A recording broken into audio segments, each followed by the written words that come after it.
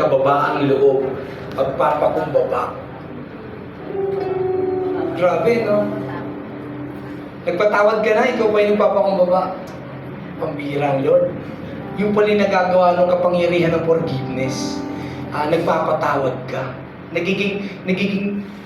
Tinuturuan kang magkaroon ng humility o pagpapakumbaba sa kapwa, sa mga mahal mo sa buhay, di ba? Sa school, sa trabaho. Sabi po sa Matthew 18 verse 21 to 22, lumapit si Pedro at nagtanong kay Jesus, Panginoon, ilang beses ko po bang patatawarin ang kapatid kong paulit-ulit na nagkakasala sa akin? 7 beses po ba? Sumagot si Jesus, hindi ko sinasabing 7 beses, kundi 70 ulit na 7. O pambihira. Sa Hebrew word po, meron pong alphanumerical, ang ibig sabihin po ng 7 po, ito po yung completeness. Di ba? Yung kabuuhan. Yung kung paano binuo ng Lord, ganun ka-significance yung 7 sa Bible eh. Di ba? Marami kayong naririnig na 7 sa 7 Great Tribulation, yung 7 araw na nilikha ng Diyos, yung langit at ang lupa at ang daigdig, yung creation, di ba? Ibig sabihin po ng 7 na sinasabi ng Diyos, hindi lang isang 7 to. Medyo nag-i-extend si Jesus, talagang sinabi niya na, hindi ko sinasabi 7 beses, kundi 70 ulit na 7. Ibig sabihin, tuloy-tuloy kang magpapatawad sa kapwa mo. Hanggat tuloy-tuloy kang namumuhay dito sa mundo, tuloy-tuloy ka rin magpapatawad sa buhay mo o sa mga kaaway mo. At sa tuloy-tuloy mong magpapatawad na yon, tinuturuan ka na magkaroon ng humility. Bakit to? O sige, sino nang may mali? Ikaw na ang natapakan? Ikaw na ang na-down? Ikaw na ang parang lumalabas na mali? Sila ang tama. O sige, sabihin na natin ganon. Ay, mali, sorry. Sila lumalabas na mali at nakikita mong sila ay mali. Tapos kailangan mo pa rin magpatawad. Ano pong tinuturo na sa atin? Anong kapangyarihan ang ibinibigay ng pagpapatawad? Humility. Natututo tayo magpakumbaba. Gusto ko pong basahin yung sinabi dito sa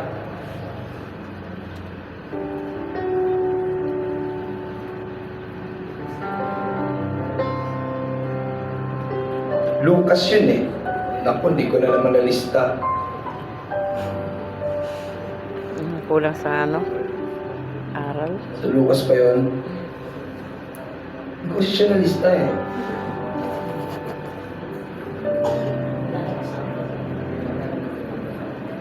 Sa Matthew pala, sorry. Sabi ko no, yung parable nung kamahalan at nung nagkautang sa kanya, kung maalala niyo po yung kwento nun, ito yung pati yung ari-arian niya, gusto nang kunin ng hari, pati yung kanyang mga mahal sa buhay, yung anak niya, gusto niya nang kunin.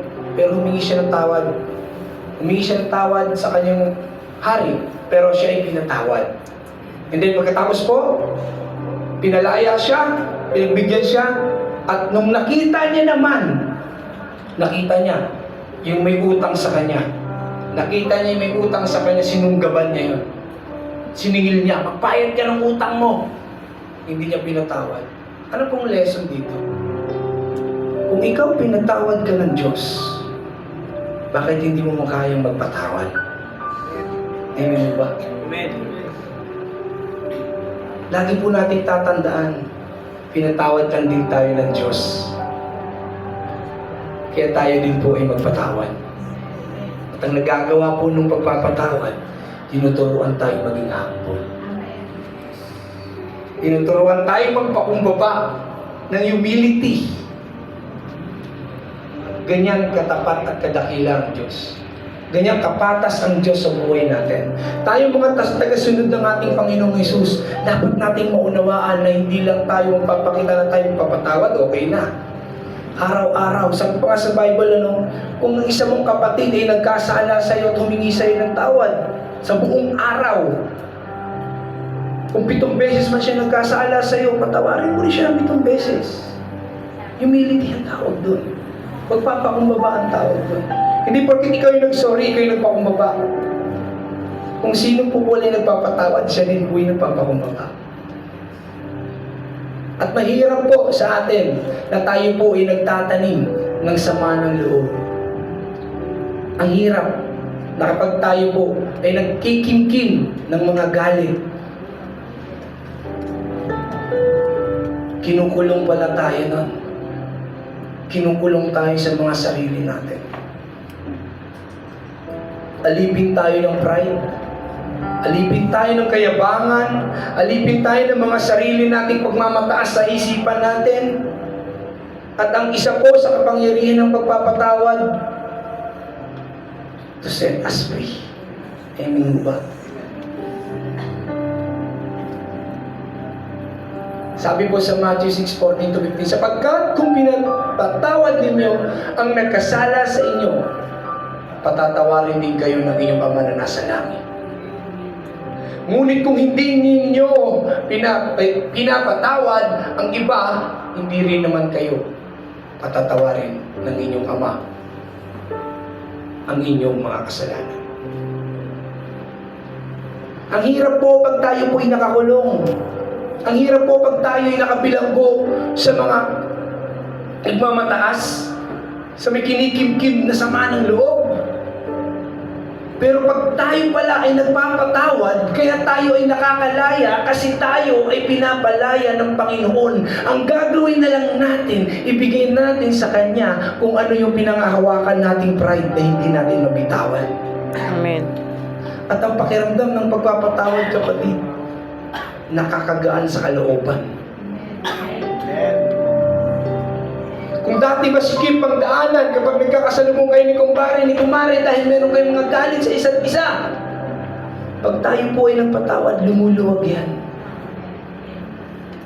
Kung ang bahay niyo maluwag, kapag kayo sa loob ng tahanan, meron mga kanya-kanyang kinikimkim na sama ng loob, o galit sa isa't isa, o may lihim na sama ng loob, ang kahit anong lawak ng tahanan nyo, parang magiging mistulang sitar lang yan sa sikip. At ang isa po, ang napakasarap pag tayo pinalaya sa pagpapatawad, magagawa na natin tingnan yung kapatid natin sa mata. At totoo, pagpapatawad po, malaya na tayo makakangiti sa kapatid natin sa mata. Mayroon po kasi sasabihin na natin, okay na tayo. Wala tayong pansinan, pero okay tayo. Ang totoo palang pagpapatawad at ang kapangyarihan na binibigyan ng patawad, pinapalaya tayo. Malaya, ang sarap maging malaya, kapatid.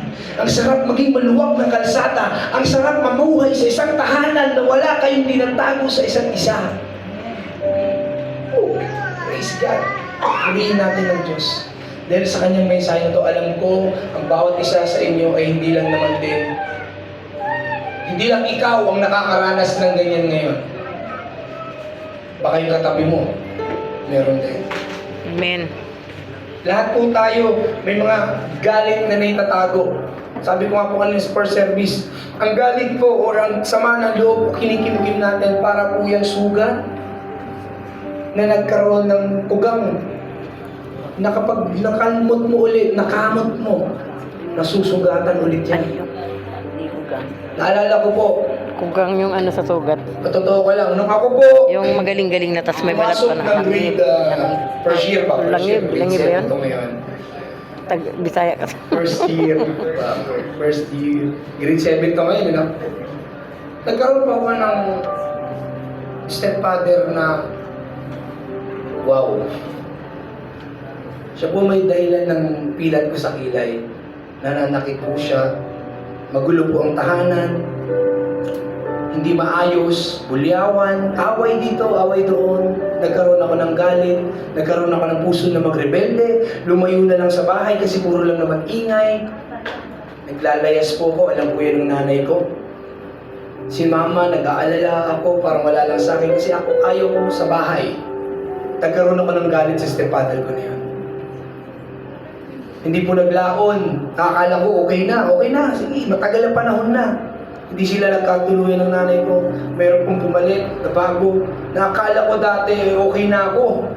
Ngayon bakit parang pag nakikita ko yung bagong kinakasama ng mama ko, feeling ko nandun pa rin yung galit ko.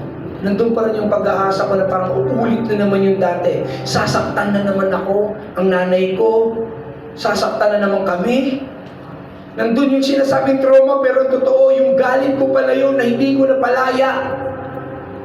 Ilang taon kong kinimkim. Yung galit na hindi ko naibitaw sa Diyos. Kaya kapag nakikita ko yung bagong kinakasama ng nanay ko noon, parang feeling ko, ganun pa rin yung pakiramdam ko, yung galit, yung puot, yung hindi ko mabitawan, nandun pa rin. Hindi ako makatingin sa mata. Pero salamat sa Panginoon, sa kanyang banal na Espiritu, na nangusap sa akin at alam kong mangungusap din sa bawat isa sa inyo. Amen. Na kailangan mo palang ibigay sa Kanya ang pride mo. Kailangan mo isuko sa Diyos ang pride mo. Amen. Hayaan mo na hukayin ng banal na Espiritu yung puso mo at kung ano yung ilaliman ng nasa puso mo, ibigay mo sa Diyos. Salamat sa Panginoon. Natutunan ko ng mahalin yung bagong kinakasama ng nanay ko. Pinalaya ako sa ganung galit at yun ay dahilan na yun ang dahilan po ng lahat ng yan ang walang iba kundi ang Diyos.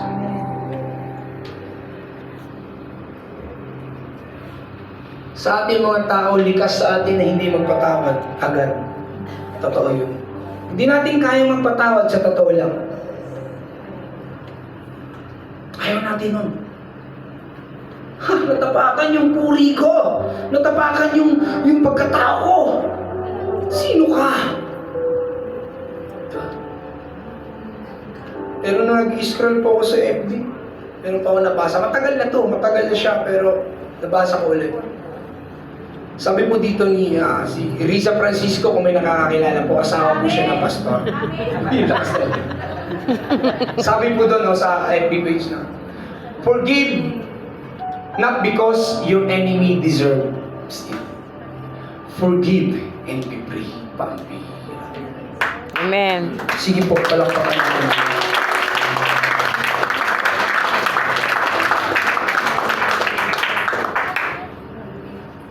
Magpatawad ka hindi dahil deserve nung kaaway mo. Hindi.